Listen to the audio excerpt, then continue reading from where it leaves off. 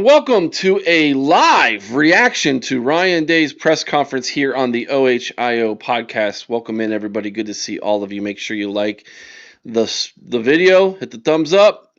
Let me know you're here. Hey, Tyler. There you go. Tyler's here. Comment down in the comment section below, and of course, make sure you're subscribed to the channel. We appreciate each and every single one of you. It's going to be a little different today since I'm flying solo. I'm going to be reacting in live time to Ryan Day's press conference. So we're going to play the audio of Ryan Day's press conference. Hey, Mark, good to see you, buddy. When Ryan Day answers something or catches my fancy, and I'm going to pause it. I'm going to react to it in live time, and then we're going to hit play again. We'll just go through it that way. That way, by the time Ryan Day's done with his complete press conference, I will have spoken on most things, and then that'll be the live for noon here today. That way, we don't listen to the entire thing. We then have to go back and try to remember everything and read our chicken scratch notes. I'm just going to react in live time. So I will pause it, I'll react, and I'll hit play again, and then we'll keep doing that until the entire press conference is finished. That's the game plan here. So in the chat, in the comments, go ahead and chat.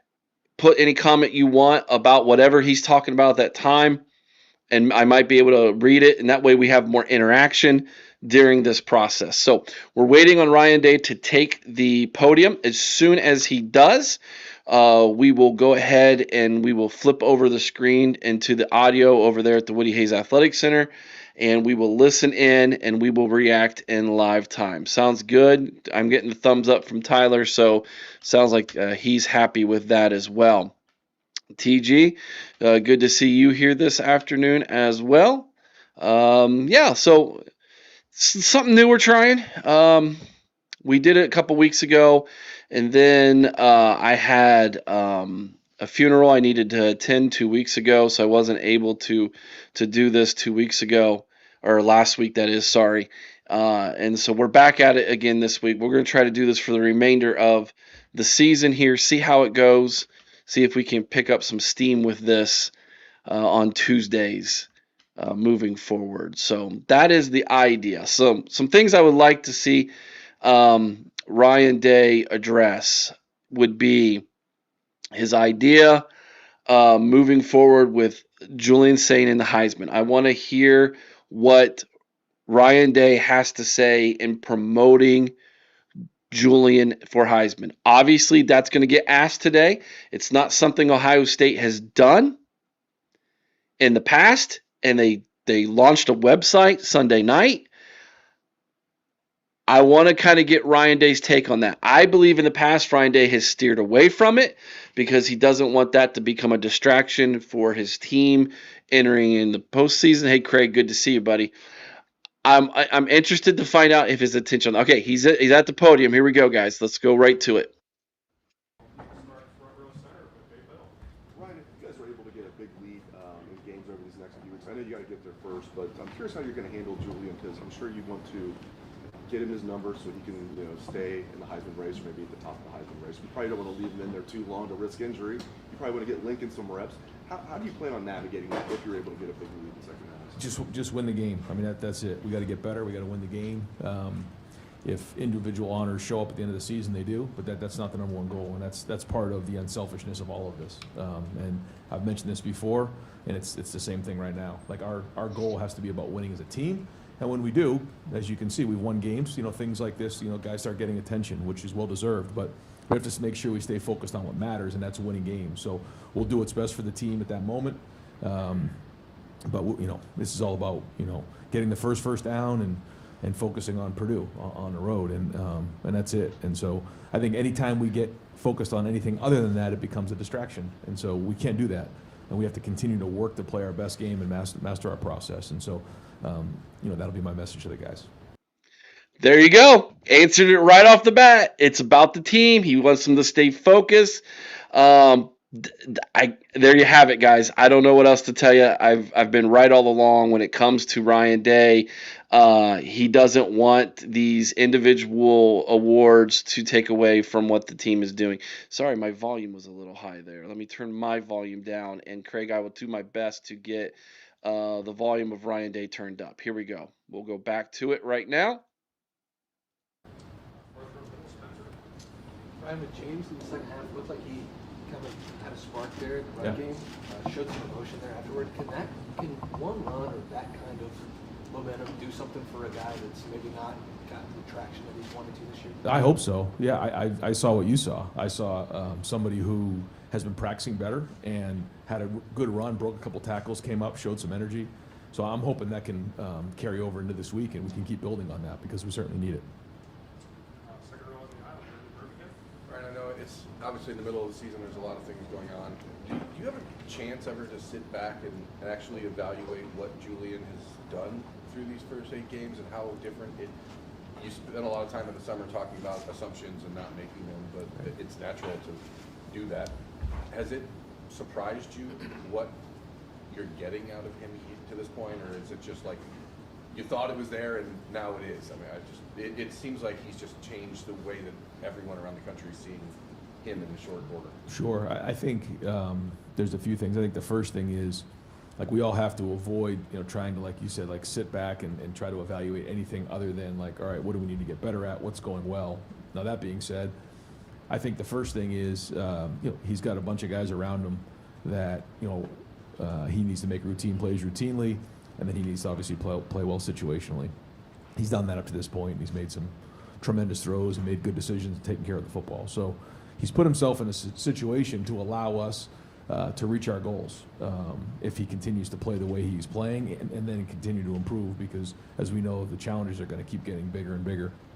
But I think it's clear to see that he is now playing at a level that we feel like we can reach our goals with, and so that's obviously exciting for everybody and builds confidence around the entire offense. But to say, what have we accomplished? We haven't accomplished anything. We just, we're in the middle of the season and got a lot of football ahead of us. Let me interpret that for you real fast. Ryan Day believes Julian Sain is a national champion level quarterback. That was what he just said. But he just challenged him, obviously, because he doesn't want Julian to get a big head and believe all the press clippings about him being a Heisman Trophy candidate here. But Ryan Day just admitted we can win a national championship with Julian Sain.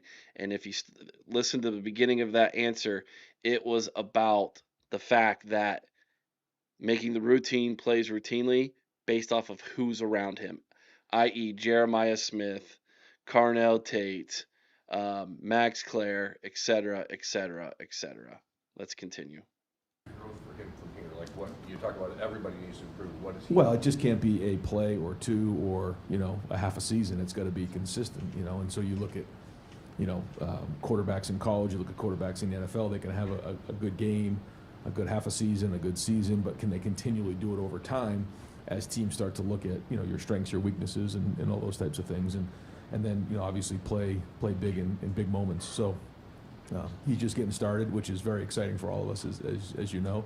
I mean, if you're an offensive player right now, I mean, to know that Julian's back there with the ball coming out of his hands quickly and the confidence and decision making, like it's obviously exciting to be around that. Not only for right now, but into the future. And he's handled that well and produced it at a high level up to this point. But he knows, again, this is about accomplishing goals as a team, and he would tell you the same thing.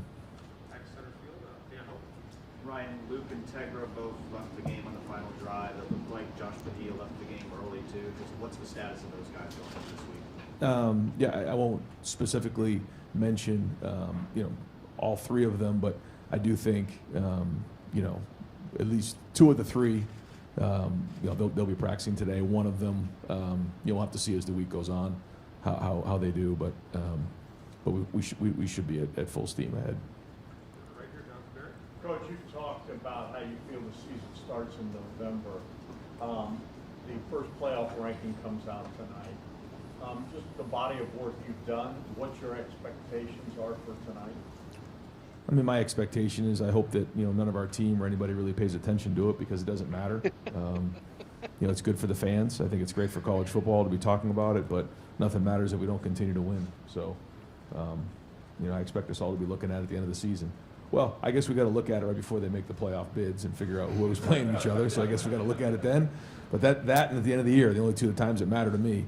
So we'll just kind of focus on Purdue. There you go. I love that answer. Doesn't matter. We just put one foot in front of the other, keep winning football games. At the end of the year, it doesn't matter. Guys, 10 and we're in. I've been saying this for how long now? There's a handful of teams. If you win 10 games, you're getting in. Ohio State, Michigan, Notre Dame are the three in the North. Oregon, USC are the two in the West. Maybe Washington can say that. We'll see. In the South, Georgia, Alabama, Tennessee, Florida, LSU, 10 and you're in, Clemson. These are the schools that have the cachet, 10 and you're in. Tonight, it's all about the semantics. Ryan Day don't care. It's all about Purdue. I love it. Of course it is. Great answer. Where you're ranked. Does not matter at all. Just keep winning, man. That's it. It felt like from the outside that Tegra responded well to the challenge, the competition in the last couple of weeks, and he did the same thing during the playoff run. Is there something about coaching him or motivating him that is just a little different? Well, everybody's different, and you have to try to figure out ways to put guys in a situation to be successful and find ways to motivate guys and press the right buttons. That's the job of a coach, to help them do things they can't do on their own, see things they can't see on their own, hear things they can't hear on their own. I mean, that's what we have to do. So we have to always press every button we possibly can to motivate guys. But, again, was it all perfect? No. But was it better? Yes. And so he's getting to the point in his career where he's played a lot of football too. So he has to bring a certain level of maturity and preparation to the table and self-correct on his own and bring self-motivation. But it's our job to make sure we're doing that for him. And as we all know, it's about consistency with Tegra because we know we can do it. That's an interesting answer. That was really interesting. He's getting to the point in the career and he's played enough football where basically we don't have to hold his hand. That was an interesting answer. That tells me Ryan Day's a little bit irritated with the fact that Tegra isn't where they think he should be at this point in his career. That was an interesting answer. Did anybody else catch that? I thought that was really interesting. You guys had the bye week right before Penn State. You guys brought in the band. Traditionally we see that in the last week of the regular season. I guess, is that something you guys talked about in the offseason, changes to how you approach that week? Like what went into that decision? Just trying to make the last week of the regular season as normal as possible. That was it. And certainly we appreciate the band and everything they do. And so it's just in an effort to make sure we can keep things as consistent as we possibly can, because that's really what the focus is. And that's the same thing this week. It's the process of coming in after the game on the Sunday, identifying the issues, calling out the champions, recognizing those, enhancing the things we're doing well, fixing those things, and having a great week of practice and sticking with our routine, because it's our routine that will allow us to play well down the stretch. And so we're just going to do everything we can to keep that as normal as possible. Yeah, offensive line, the under pressure rate for Julian in this game was 42%. That's for Pro Football Focus. I don't know if you have different numbers, but what was your evaluation of the pass protection in this game? And maybe they cleaned some things up in the second half, but what needs to improve?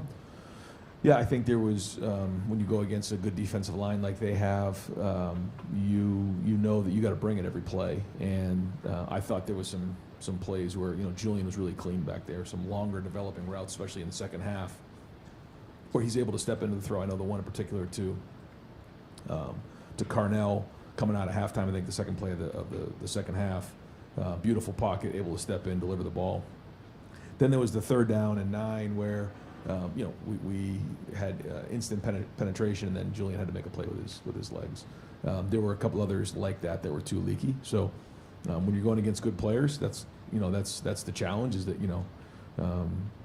we have to play with unbelievable technique, and that's about grading out a champion. So there are some things that were good enough to win the game, but good enough for us to go win every game. I don't know. We'll have to keep working at it, but that's the goal.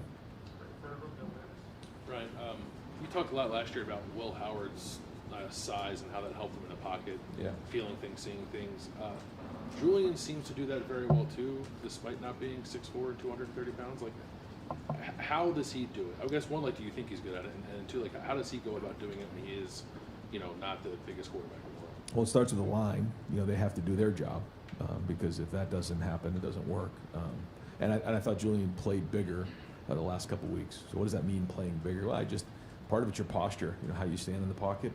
But for him, I think he sees the coverage. He can feel the rush, which is not something that you can teach. He just has that feel, and has a good feel and timing of when the ball needs to come out of his hands.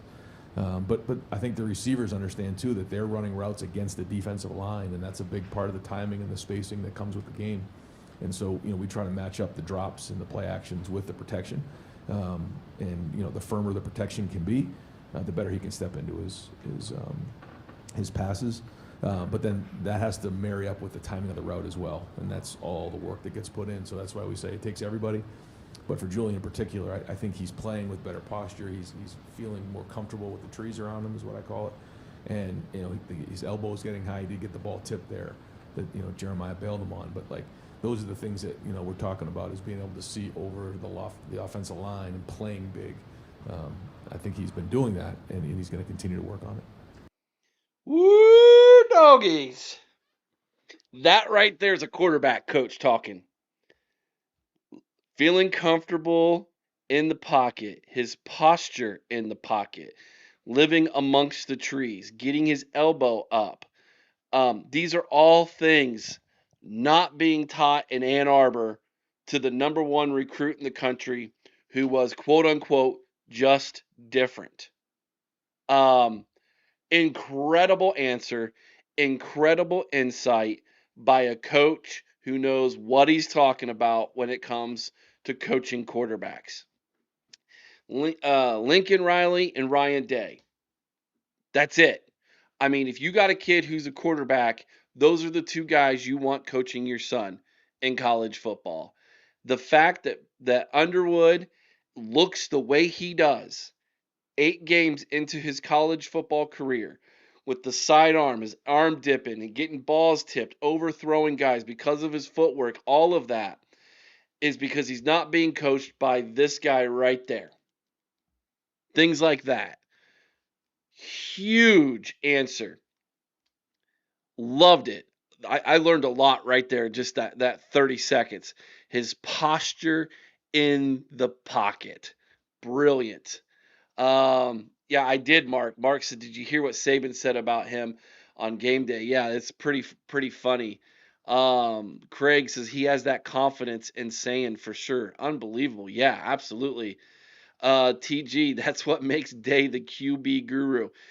Sometimes Day's uncomfortable answering questions because he wasn't an offensive lineman, right? He wasn't a defensive player. He's the head coach, and he'll give you a good answer. But the heart of who Ryan Day is a quarterback. That is who he is. That answer was completely different than the rest that we just heard. Jay says, I don't know if I could have stated Jeremiah bailed him out as calmly as Ryan just did. I still get geek thinking about that catch. Yeah, the ball that got tipped. That's what he was talking about. And he just told you why. His arm angle wasn't as good. His elbow was down too much. That's the critique Ryan Day is able to give a young man on every single drop back in a game. Incredible answer. Incredible insight. How can you not be one of the top quarterbacks in the country and not want to get coached by this guy? That was awesome. They should cut that up and send that to every top quarterback in the country and go, this is why you want to be coached by this guy right here. Awesome answer. Yeah, Ryan, for whatever reason, Ohio State has a losing record after Purdue over the last 20 years. It's this weird anomaly, and I understand this team is far different than years past. You're 1-0 there, but is there anything about the Ross-Ade Stadium experience that you can point to where good teams have struggled there? Stupid question. I mean, I was part of the 18 team, so I know what that was like, and they have a lot of pride in that program. I think Barry Odom is a very, very good coach. These guys are well coached, and he is a good man and a good football coach. And I know he's got a good staff there. So put the film on and watch him play last week. And so, we know we have to, continue to get better this week. We have to bring it at 1 o'clock on Saturday. And I don't know if there's anything in particular other than Purdue is a program that has a lot of pride, and it's not going to be any different when we play these guys on Saturday. Back to the poll that comes out tonight in terms of level of curiosity, which obviously isn't much. Is that something you even watch? You want to think the guys is it on around here, or is it just like whatever? Whatever. Yeah. I mean, again, like, what does it matter if we don't win this Saturday, right? But I get it. It's great for the fans. It's good for the sport, which is great for all of us. So I'm glad they do it, but it's not something that really matters to us. The TVs are always on, so I'm sure somebody will be watching it, but it won't be me. I get it. You're not like chasing awards, right? And there's an understanding that there's things you need to accomplish this month before you can win any of those awards. But some of the stuff you're getting asked after the game of where the quarterback play was in 2017 versus where it is now. You've had multiple guys get to New York. Grand scheme conversation of, does it matter for you to be able to, whether it's this year or whatever year it is, be able to say one of your guys not only got to New York but won the award? Is that ever does that matter at all, or is it just? I mean, everything matters. Right. I say that to the players. I think everything matters. So, yeah, but I think that's just a byproduct of winning and having success as a group. So that's not the number one goal. But to say that winning a Heisman Trophy or getting recognized the Blitnikoff Award, which I think both Carnell and Jeremiah are going to be right in the mix for, all the things that All-American and all those things do matter. But on the priority list of things, no, they're not very high. It's more about winning as a team, and when you win as a team, those things come. So just all things that as we said before, cannot be distractions for us. We got to stay focused on what matters. What do y'all think about that? Individual awards are not very high on the priority list at Ohio State, in his opinion. I'm interested to find out what you guys think about that. We talk a lot about the Heisman. I mean, it's been since Troy Smith in 2006 since we won one. It's been 19 years. There's Buckeye fans who've never seen a Ohio State player raise a Heisman. There are literally students at Ohio State who've not seen one in their lifetime. So it's something where I feel like Ohio State players probably should have been at least maybe mentioned. I don't know. I mean, is it cool? It's one of those stats, Heisman winners. It's one of those stats as a program you put out there to say here's what makes us better than most programs. Look at how many Heisman trophies we've won. Notre Dame does it. USC does it. Michigan doesn't do it very much because they haven't had a ton. Ohio State does it all the time. I mean, how many times do we say Archie Griffin, the only two-time Heisman Trophy winning winner? And I mean, we say those things all the time. So obviously it means something. Tyler says, I agree, Eric. Football is ultimately a team sport. Focusing on individual awards is not the ultimate goal. The ultimate goal is the gold trophy in January. Yes, I agree. Jay says, I agree with his assessment that if you focus on the main goal, winning, then the accolades will come as a byproduct. I agree to an extent. Craig says, with team play, everyone else will fall where it is deserved to be. Mark agrees with you, Jay. TG agrees with me. I mean, don't you feel like you can achieve your team goals and your team objective, win the games you want to win, compete for national championships, and at the same time, there should be people in your athletic department promoting your players who deserve those individual accolades? I do. There's nothing wrong with Ryan Day getting behind the pulpit and say, I believe Julian Sain deserves the Heisman Trophy. Now, when should he do that?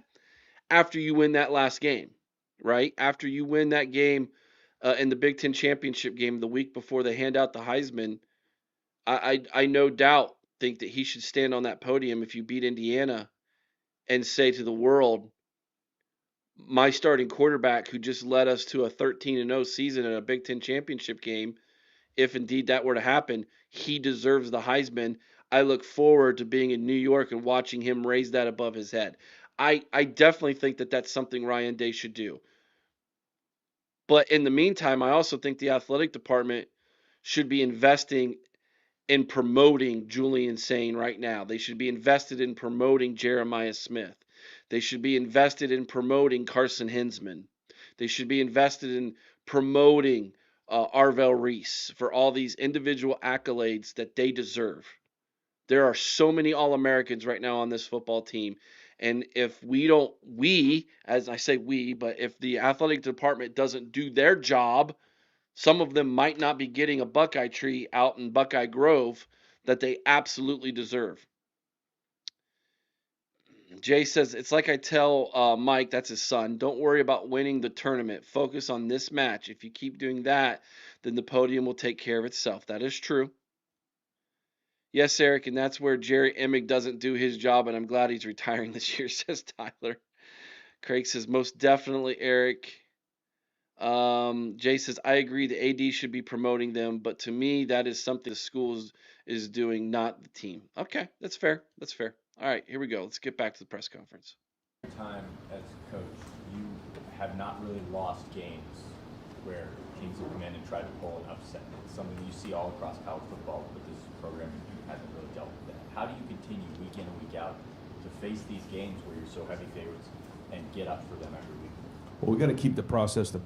I know you probably get tired of hearing me say that, like I'm sure some of the guys in the program do, but I keep saying to them, don't get tired of me saying that, because that's really what matters. And I think I've said it before, in today's day and age, it's like, all right, what's new about this week? What's different about this week? We can try to find ways to make it a little bit fresh, but at the end of the day, we have to be okay with doing the same mundane, boring things over and over again. Chopping wood and carrying water. That's the book we read this summer. It's the same way. We're chopping wood every single day. We're carrying water every day, and that has to do with our routine. And the minute we try to tempt fate, we're going to get it, and we can't do that. We have to continue to fight. And so, we try to find different ways to talk about that. And it's the little things that'll get you in the end. There was a reflection recently about David versus Goliath, and what was the thing that got Goliath? It was the stone. It was a little thing. Goliath didn't wake up that day and think the stone was going to get him. It was. So like what are the things that we're doing on a daily basis that can get us? What are the issues? The issues are always there. We have to continue to address them. And if we think that we got it, we're going to get it. And that has to be the mindset every week. We have to get better. We know where we're going. We have to build momentum and play really, really hard, and then sustain over and over again and be disciplined enough to do the same thing over and over again and continue to figure out ways to get better. So we'll keep doing that. But the players have to buy into it. The coaches have to buy into it. Everybody in the building has to buy into it. That's the key. It's one thing for a coach to say it. It's another thing for these guys to do it. And the credit goes to the players. That's where the credit goes. So I can say this over and over again, but there's a lot of coaches in the country that probably say the same thing over and over again. It comes down to the guys and then the leaders echoing that message in the locker room. All the things that we'll talk about again this week, and we got to keep getting better, and this is an important week for the Buckeyes. He compared himself to Goliath. Yeah, I understand that to Purdue we're the Goliath in that scenario, but I don't like being compared to someone who got his head chopped off. I don't know about you guys. Anyways, yeah, continuing. Ryan, back to Julian. The deep balls that he throws, I mean, it looks easy. Obviously, it's not. He's talked about everything that has to happen around him to make that work. But what, as a guy who played the position, what makes a deep ball work from a quarterback perspective? Yeah. Why is he maybe as good as anyone else? Yeah, well, again, to say that, remember the first year we got in, JT was maybe struggling a little bit with the deep balls. We spent a lot of time working on that. And I remember that year, like so much of the work that we put in was his footwork, making sure that, it was three with a big hitch, and on that hitch, the ball was being thrown. The depth, the eye contact with the receivers, the location, the coaching, each throw has its own feel to it. And a big part of it's the receivers. You know, how they're running the route, where they're going, how they track it, how they play the ball, right? But I don't think, you know, it's, you know, it takes, you know, a genius to figure out that the kid has tremendous anticipation and touch and a strong arm. And so when you stop the film and you see where the receiver is and then where the ball is completed, you're talking about probably, you know, 30 yards where he's got to pick a small area of the field where that ball has to land, and that's just something that, you know, you really can't teach. He's got a great feel for it.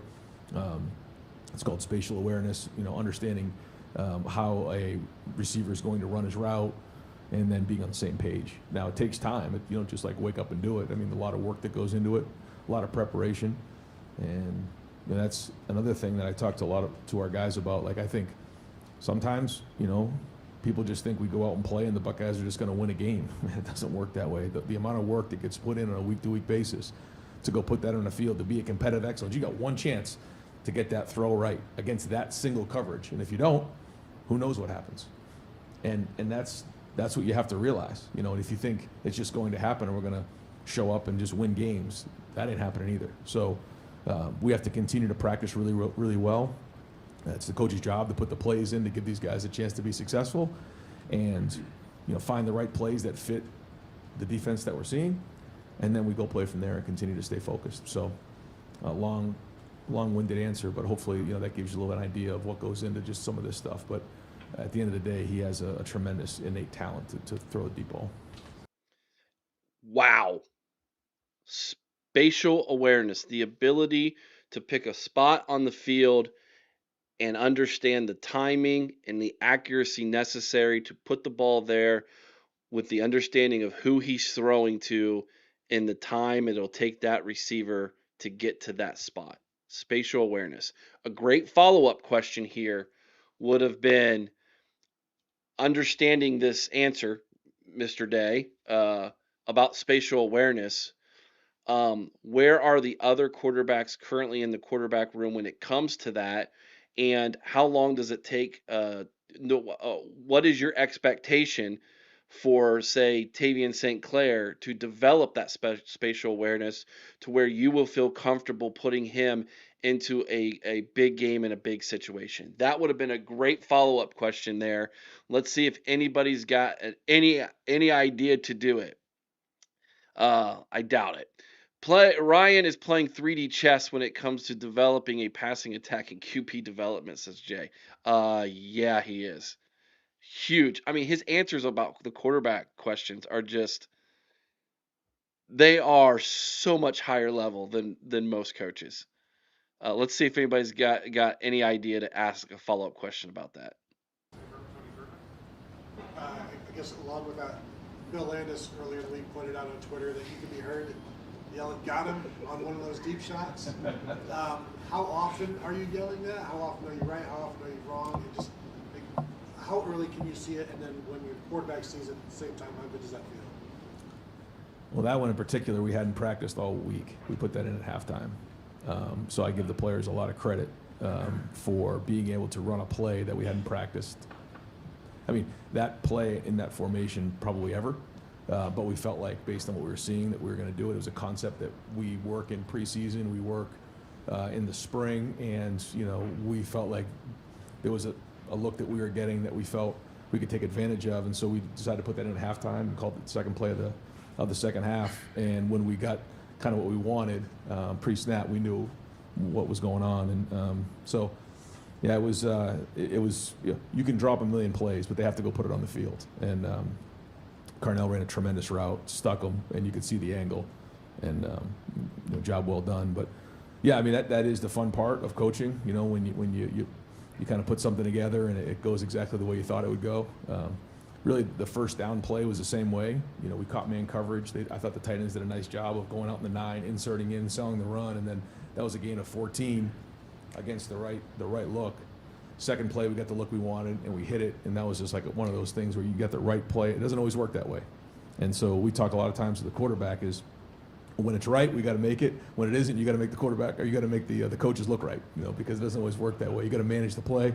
That one, you know, it all worked out the right way. But you got to credit, Julian. Protection was great, and putting a play on the field that we hadn't practiced. Cool. That play was one they put in at halftime. And the second play, the second half, they ran it and they hit it, and that's what the got 'em was all about. That's cool. Good insight. A few times a year probably. Usually the things that we're running are plays that we practiced, hundreds of times during the week and walk through. But every once in a while, if you're seeing something, you have to adjust and be aggressive with it and give Brian credit for calling it and the players for executing it. Ryan, in regards to moving the band up to the bye week, just logistical discussions like that, logistical decisions, how do they come about, and how much do you think logistical things like that through the course of a whole season can affect the football on Saturdays? Well, I think it's important. I think everything matters, and we try to do everything we can to keep the routine. And I talk regularly with Ross.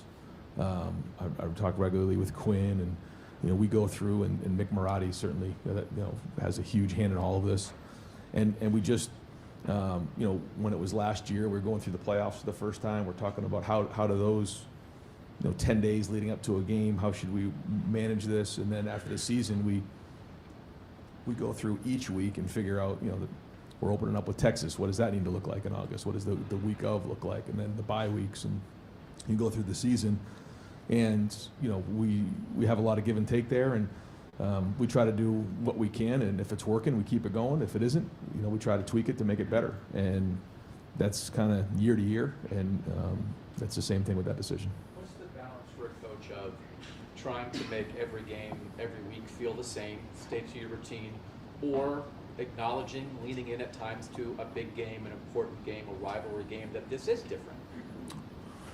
Well, if we have too many things in a week that are different, then it gets you out of your routine. So we try to have certain things that don't change, and that's it, because the opponent's going to change, the scheme's going to change, the location's going to change, the weather's going to. There's a lot of things that change on a week-to-week basis. There's injuries. There's a lot of things. The scheme changes, and so. What we can do as coaches is keep us consistent, so the focus is on those things, not on, okay, why is this new, what's different, all the things that come with a week. And so that's really, what we try to do all the time. I think about the run we made last year. That's something that we tried to do and try to be as consistent as we can. Even with the Washington this year, we tried to make that as much like the playoff routine as possible for the guys that were here. And so as a coach, it's just one less thing for them to worry about. Even walking into a hotel and seeing the Ohio State things, on the walls, seeing, familiar faces, like all of those things, I think for a young player just puts them in their routine and allows them to focus on what matters. So we try to do that every year. The things that are going well, we try to get better. The things that don't work, we try to get them fixed and then evaluate them again. It's been a few years since you actually had a freshman get starts at running back for Bo. What has allowed you to have that role going into November, and when did you kind of realize he was able to handle that for freshman? I think he's been consistent. He practices, and he's been able to handle the workload mentally and emotionally. So that's been great. I think he's got a group of guys around him that can take some of the workload off of him, which has been great, especially for a young player. But now, we really need him to play his best football here down the stretch, and the whole room really. But he has shown consistency, and the most important thing is taking care of the ball. You've had elite quarterback plays that you've gotten here. I think about C.J. Stroud's accuracy. Is there something that Julian does better than any of them, even maybe C.J., in terms of accuracy, touch, vision, feeling the pressure, whatever it might be? No, you're going to get me in trouble with CJ if you start making me do that. Yeah, I know it's fine for you. No, I think it's hard to compare, quarterbacks like that. But when you see Julian, you see the decision making, and his mind works quick. the ball comes out quick and the accuracy is on point. So, that's what these the first half of the season or whatever has been like for him. And we'll see. We're still getting started on this, but I think it excites everybody when the ball doesn't touch the ground in practice and the ball just comes out on time, and like everyone just feels efficient in what they're doing. And he has to continue to put the work in with Billy in the classroom, so that when he comes out and there's run checks and there's protection checks, that he's on that and he's running the offense at a high level. Because when he is, it allows us to execute, and that's what we're looking for in offense. Like, we have to be able to execute efficiently for a whole game, and that's it. And that's what we're chasing, and that's one of the things that we're emphasizing today, to make sure in practice today, like, everything is efficient, and you can't have like a bad play. You can't. You're not allowed to have a bad play, like what we're trying to do. And so that's everybody, but certainly Julian's the one running it. I don't want it to go unnoticed how much Julian has improved since the beginning of the year. Go back in your mind to Ohio State versus Texas in game 1. Go back to that, and then to where we are now. When Chris and I went to the Ohio State open practice, we walked away going, oh no, this doesn't look good. From that point to where we are now, where Ryan Day just said how impressive it is to watch the ball not even hit the ground during a practice, tells you how far Julian has improved from the beginning of fall camp to where we are on November 4th of the same season. We get kind of numb to watching, great quarterback play under Ryan Day, but the amount of work, practice, preparation that has gone on behind the scenes in this young man's life and career is astounding. He might have a lot of God-given gifts, but so did Underwood, right? So did Underwood. I don't want that to go unnoticed. We got some new people in the chat. Want to acknowledge you guys. Make sure you're hitting the like button, everybody. Appreciate that. Brian Lee Oberst, good to see you, buddy. Sayan has the best opportunity to be the best quarterback in Buckeye history. I don't think that that's wrong. I really do think that that could be true. So there's that. Penn State Sports Talk coming in and trying to talk trash after getting beat 38-14, falling on deaf ears, obviously. Tyler, this is Tyler's go-to today.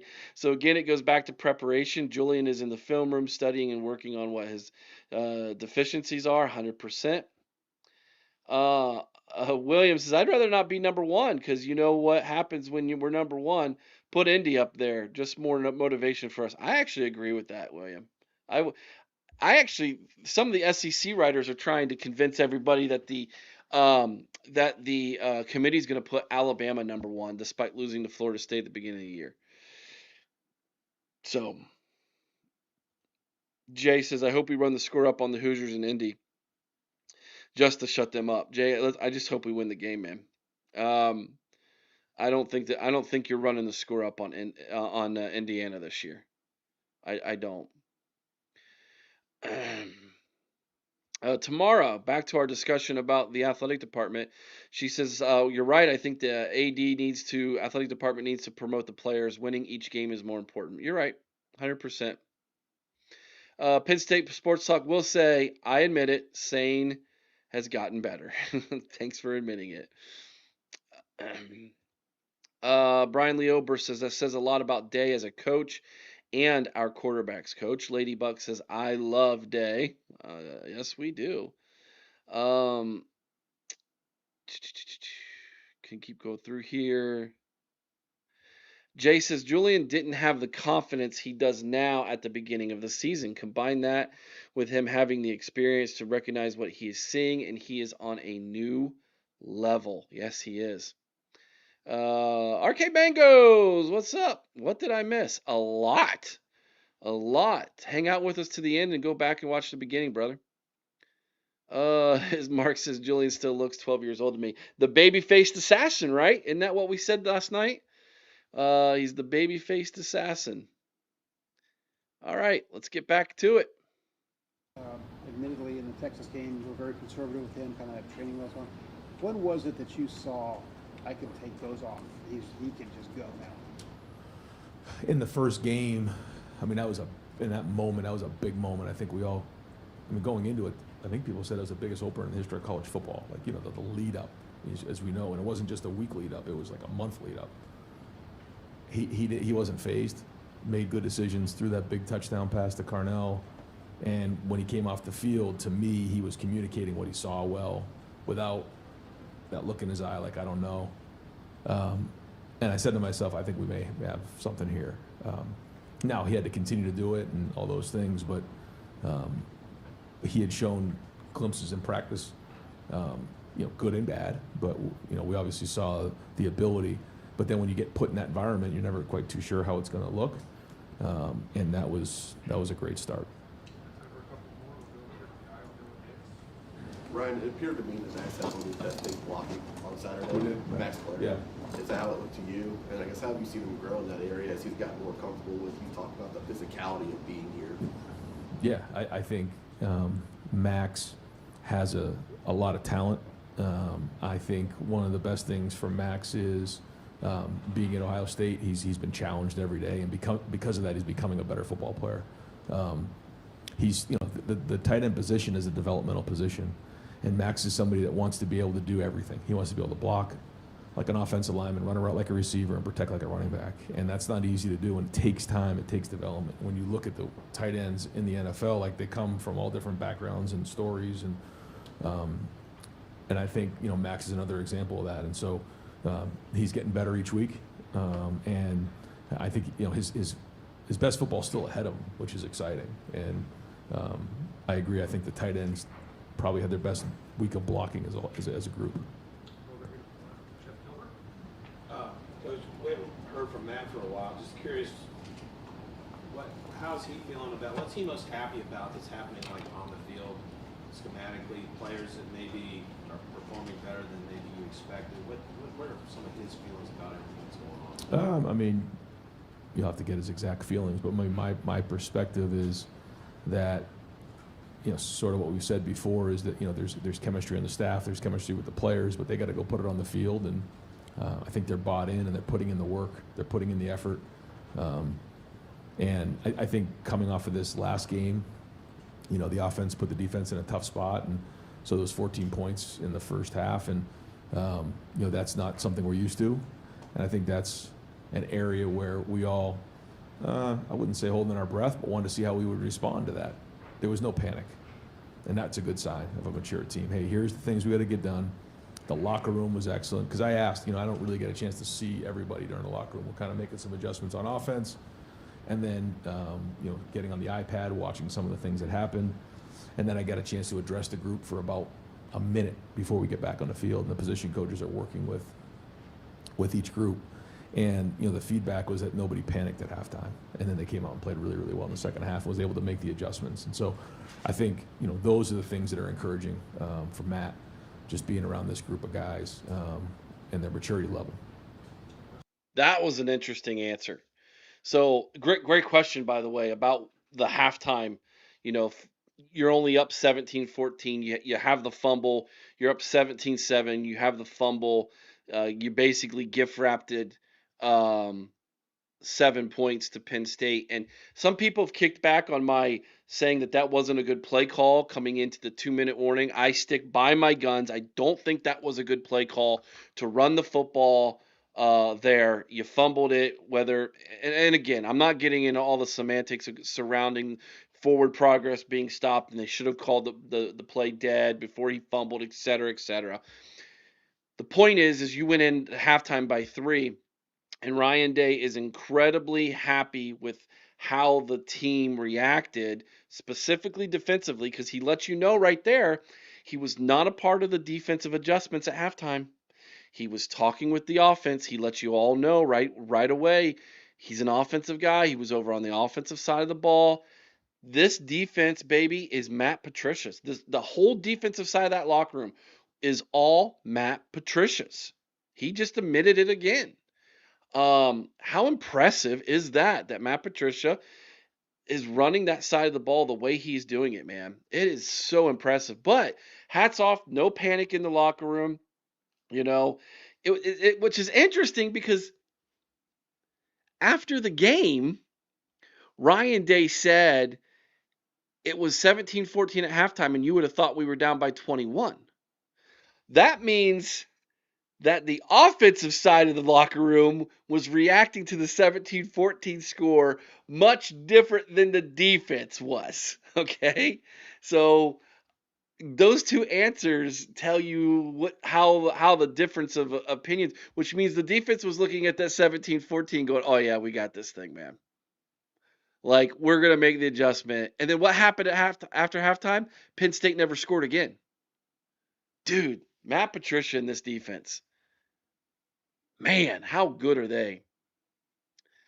Lisa, good to see you here, Lisa. Lisa says people had been saying our team hadn't faced adversity, so we didn't know when our team got into a tight situation how our team would respond. Well, we got to see it on Saturday. Yeah, we did. William says Matty P is the best defensive coordinator in all of college football. Changed my mind. I'm not going to. He's changed my mind. I think he is. I think he's the best defensive coordinator in all of college football.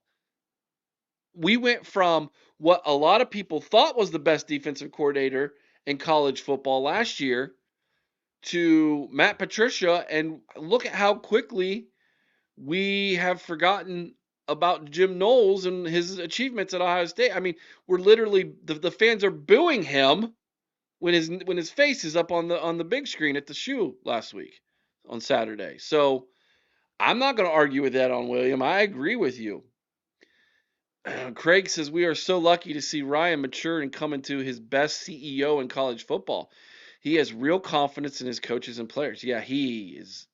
You go back and you watch some of the press conferences from that first year he was head coach in 2019 to this, and it's night and day. Let's see. Brian says Knowles who? Yeah, there you go. Tyler says, this tells me that the offense needed to get some more motivation going into halftime. Well, they changed up a play. Remember, they kind of schemed out a play at halftime. He said he admitted to it. And second play of the second half, they nailed it, and it was pretty much game over from that point on. So, all right, let's head back to the press conference here. Looks like there's about 3 more minutes left on the video here.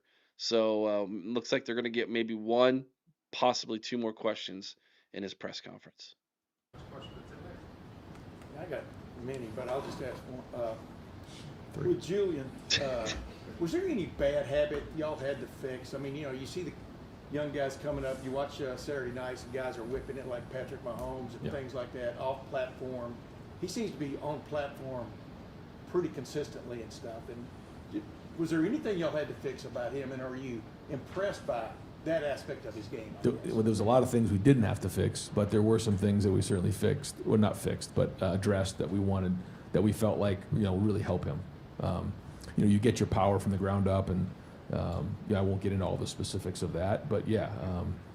And to your point, yeah, there was something I remember. I'll tell the story real quick.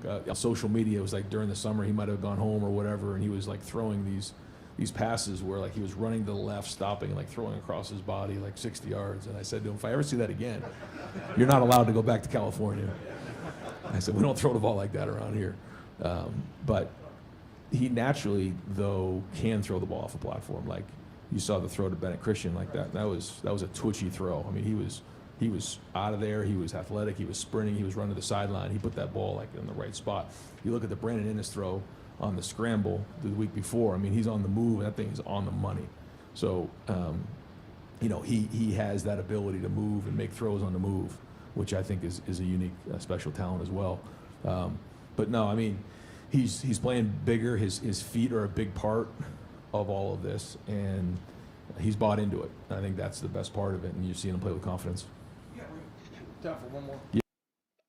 Before Tim May asks the second of his 3 questions, I guarantee he gets 3 in here. I'll be shocked if he only asks 2. What would you rather have, chat, as your quarterback? You are in charge of a franchise. Okay? Would you rather have Pat Mahomes,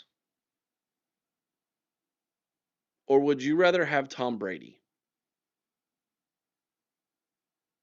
That's essentially what Ryan Day is stating here. I don't want Pat Mahomes. I want Tom Brady. Tom Brady to me is like a machine, right? Peyton Manning, a machine. They are mechanically sound. They don't have the Pat Holmes scramble around, weird arm angle, arm straight. They do everything by the book every single time. But they are so accurate, so methodical in their preparation, in their mind, with their mechanics. The chat saying, it's just me. Tim79 says Brady. I'd rather have Brady than Mahomes. Mark Swick says, I'd rather have Brady. Craig admits, somewhere in between for the excitement. I got you. Brian Lee Oberst, tough question. As much as I hate Tom Brady, he is poised and he's not really cocky.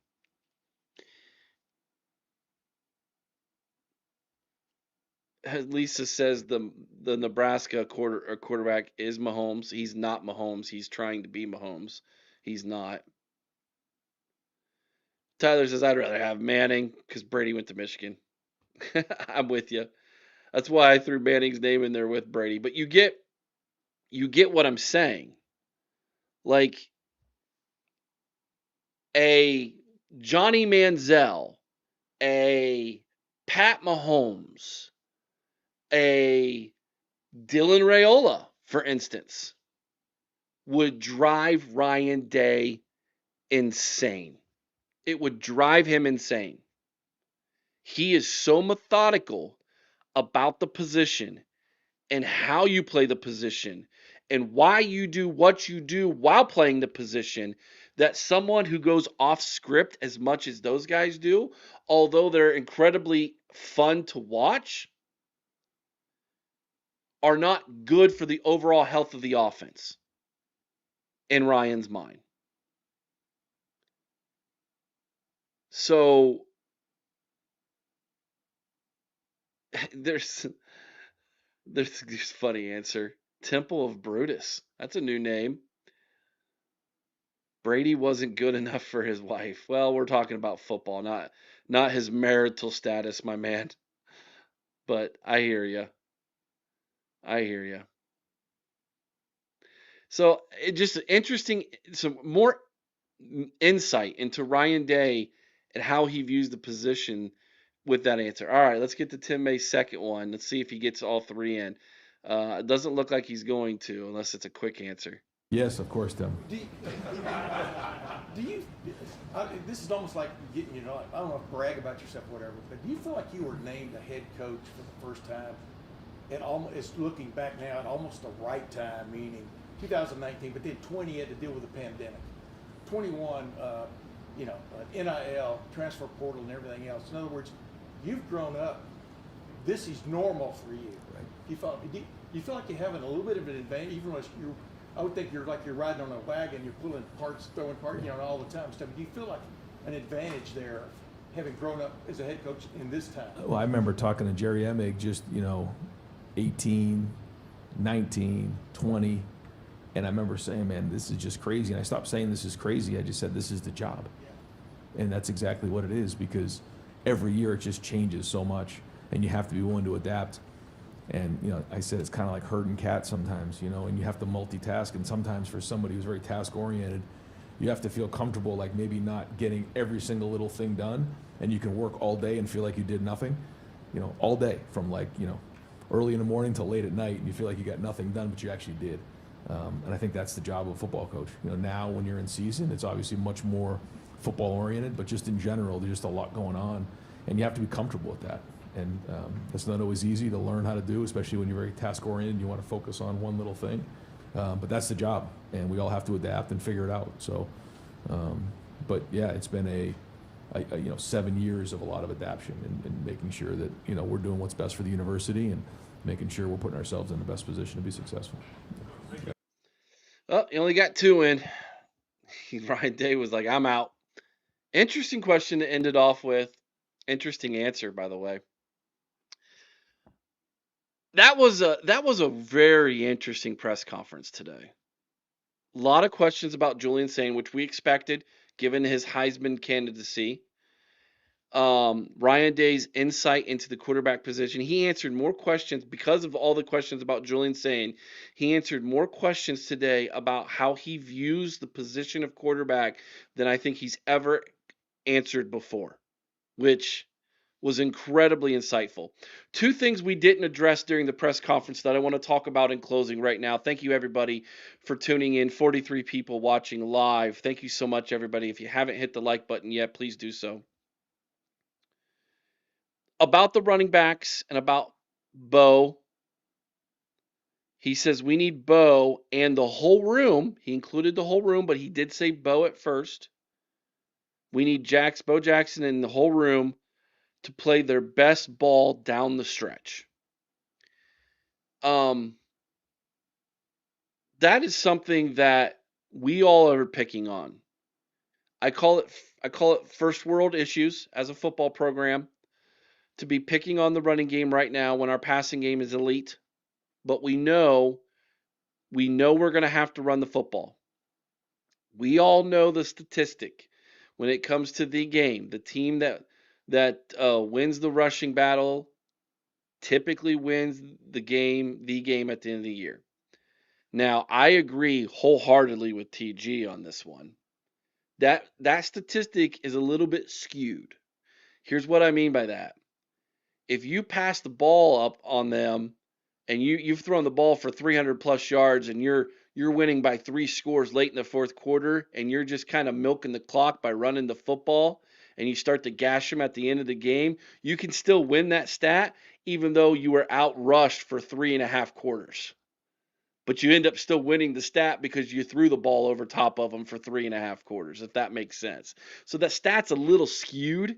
And I know TG's explained that multiple times, and I think she's 100% right about that. You play your game to beat that team. You don't let them force you into playing their game. You play your game against that team like you did when you were the offensive coordinator under Urban Meyer and you were hanging 60 points up on them. That's just my opinion. But he's admitting we need the running back room to play their best ball down the stretch. He mentioned Bo Jackson first. And then Max Clare. He brought up Max Clare. There's a question about Max. He's returning back to West Lafayette, Indiana. He played his ball at Purdue before transferring to Ohio State. Returning back to Ross-Ade. Max Clare is not getting very much attention going into this game. I think Max Clare could have a giant game against his old team. It's kind of a homecoming for him and for some of his teammates. They lost a lot of players to the transfer portal last year after there was a coaching change. A lot of new players were brought in. Maccabee, the running back, he's done for the year with an injury.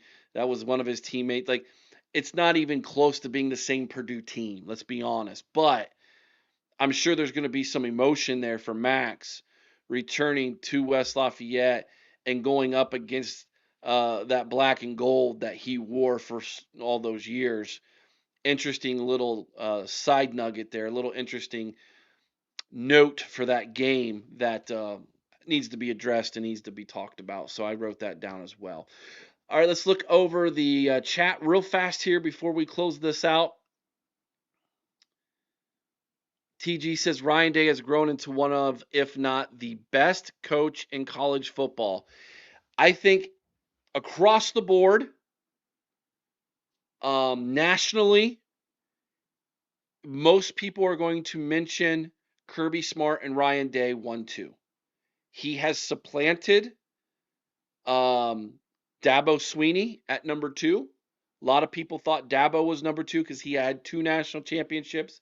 He beat Dabo the last time he played him, and Dabo has completely fallen off as an elite football coach. And Tim May kind of alluded to maybe why. He said, he asked Ryan, did you come in to coaching college at just the right time in 2019, before the pandemic, before the transfer portal rule change, before the NIL additions? And Ryan said, I've had to adapt. Dabo's inability to adapt is why he has fallen off the cliff.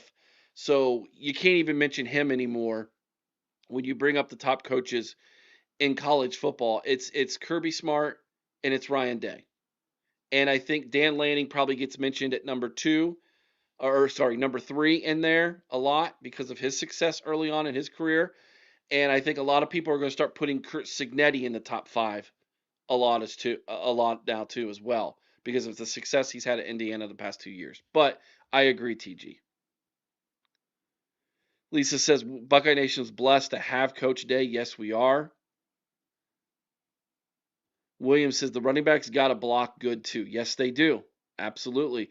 Last year, we were spoiled with how good Travion Henderson and Quinshon Judkins were as blockers. They were phenomenal blockers. Craig says, facts, TG. Time to put TTU in down again year after year. Yeah, we need to get ourselves back into the owning that rivalry again. Tyler says, you force them to play your game, get them out of their comfort zone. Agree. It's just me, Tim79.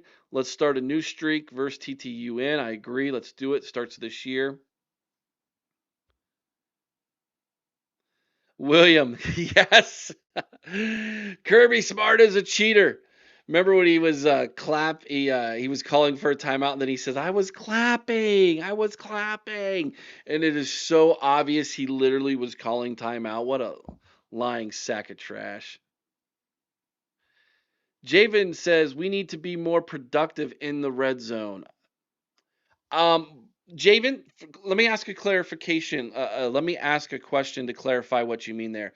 When you say we need to be more productive, are you saying we need to score more touchdowns than we do field goals? Is that what you're saying? Because if I'm not mistaken, our red zone scoring rate, when you put both touchdowns and field goals into it, so our success rate in the red zone has been better than any team we have played yet this year. It may not be the best in the country, but it is better than any team we've played in this year. Plus, the more times you get to the red zone, the higher the chance of probability is eventually that you're not going to have success. And so then that rate starts to lower. Some teams, they have a really high success rate in the red zone, but they hardly ever get there. So again, it's a stat that can be kind of confusing, can be kind of skewed. So I guess I need to know, like, when you say we need to be more productive, are you saying we need to score more touchdowns than field goals? If that's what you mean, then I 100% agree with you on that. I actually have those numbers right at my fingertips right now, updated. Our red zone scoring percentage is 90.5%. 90.5%, as opposed to Purdue, who's at 86.8, which is still better than over half the teams in the country, way over half the teams in the country, but their trips to the red zone are like half of what Ohio State's had.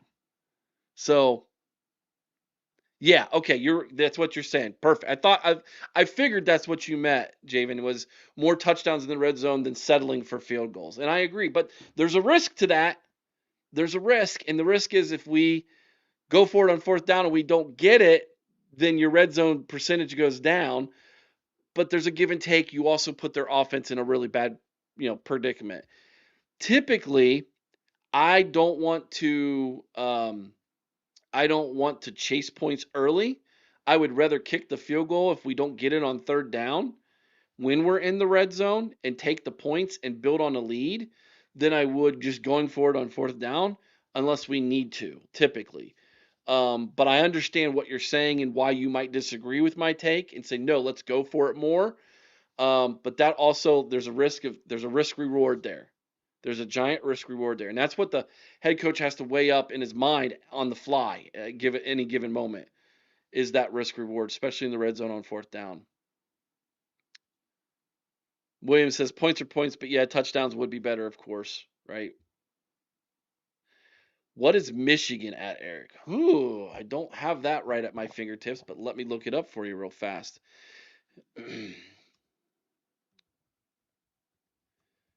I will get that for you in literally 1 second. Let's see here. Nope, I want overall. Why is it? Come on, give it to me. I don't want players. Team. There we go. Team stats. All right, Michigan, 3rd down percentage in the red zone. Or red zone percentage. They've been there, looks like they've been there about, some quick math here. They've been there about 16 times less than us. They have 16 less trips to the red zone than Ohio State. That's interesting. And as far as their percentage, scoring percentages in the red zone, it is 79%. So less than their red zone scoring percentage is less than Purdue's. There you go. Yeah. William, beat me to it, man. 78.79%. Well done. William's like, I got this.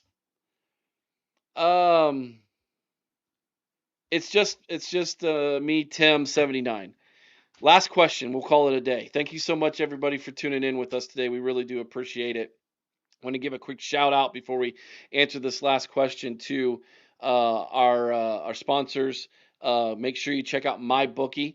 MyBookie is giving a $500 insurance, bet back insurance to all Ohio State fans and OHIO podcast listeners by simply putting in the promo code OHIO. Just go over to MyBookie and do that right now if you haven't already. And a Place at Home Senior Care in Dublin. We appreciate their patronage as well. If you have a loved one who's recently been in the hospital, might need some medication reminders or assistance with mobility or just daily things such as dressing, bathing, brushing their teeth, etc. A placeathome.com/Dublin is where you need to visit, or you can call them at 740-472-8181. Just me, Tim, 79 says, are you concerned the Heisman race will be a distraction? No. If you didn't catch the beginning, it was basically how I started this program today. And it was the one question I wanted to ask. It was the first question that was basically asked, and Ryan Day shut it down, man. He's like, we ain't talking about it. We're not acknowledging it. It is about natties. It is not about individual awards. He says those will come based off of the success of the team.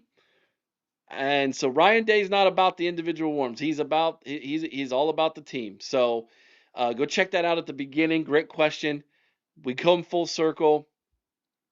William says, does Sane look distracted? No, he does not. He's as cool as a cucumber, isn't he? He is Mr. Focus. He's a machine. He's mechanical. And that's exactly what Ryan Day wants. All right, guys, if you haven't already, smash that like button. If you're listening to the audio version of this podcast, please consider giving us a 5-star review. We really do appreciate you. If you need to get a hold of us for anything at any time, you can email the show at theohiopodcast@gmail.com. Down below is our link for our Patreon. Go check our Patreon. Buck Vader's over there dropping. He dropped so many recruiting nuggets. I can't even mention them all to you. So many recruiting nuggets. I had an interesting conversation someone who's directly connected to Brian Hartline. I dropped that yesterday. So go over to Patreon, check it out.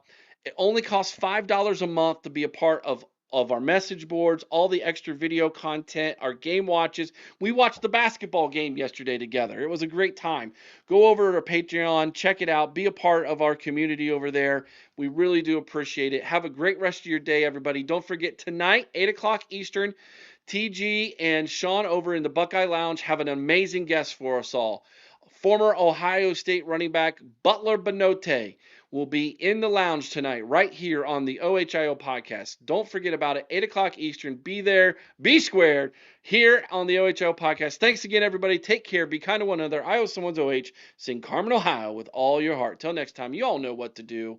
Go Bucks.